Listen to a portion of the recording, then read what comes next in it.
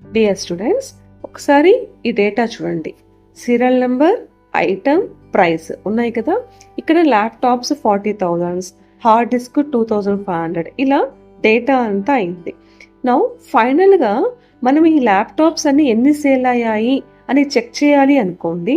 ఎలా రాస్తాము? ల్యాప్టాప్స్ అన్ని పక్కన రాసుకొని ల్యాప్టాప్స్ ఉన్న ప్రైజెస్ అన్నీ కూడా యాడ్ చేస్తాం కదా. చూడండి, 40,000, తర్వాత ఎక్కడుంది 56,000, నెక్స్ట్ 78,000, నెక్స్ట్ 76,000, అలా క్లిక్ చేస్తూ మనం టోటల్ చేయాల్సి వస్తుంది, అవునా? కానీ దీనికన్నా ఒక ప్రో మెథడ్ ఉంది.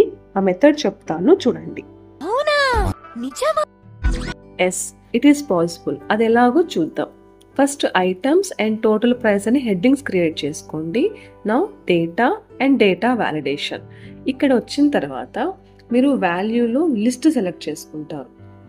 లిస్ట్. నెక్స్ట్ కింద సోర్స్ అనే ఆప్షన్ కనిపిస్తుంది. ఈ ఆప్షన్లో మీ లిస్ట్ ఆఫ్ ఐటమ్స్ అన్ని ఇక్కడ నోట్ చేయాలి. సపోజ్ ఫర్ ఎగ్జాంపుల్ ఇక్కడ మన items laptops, HDD, printers, mouse ఉంది కదా. ఆ ఐటమ్స్ లిస్ట్ అంతా రాసుకొని ఓకే అని చెప్పి క్లిక్ చేయండి.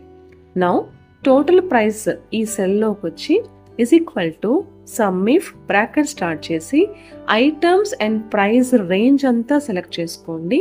తర్వాత కామా, ఇక్కడ ఐటమ్స్ ఇందాక లిస్ట్ క్రియేట్ చేసాం కదా, ఆ సెల్ సెలెక్ట్ చేసుకోండి. నెక్స్ట్ కామా, ప్రైస్ రేంజ్ అంతా సెలెక్ట్ చేసుకొని బ్రాకెట్ క్లోజ్ చేయండి.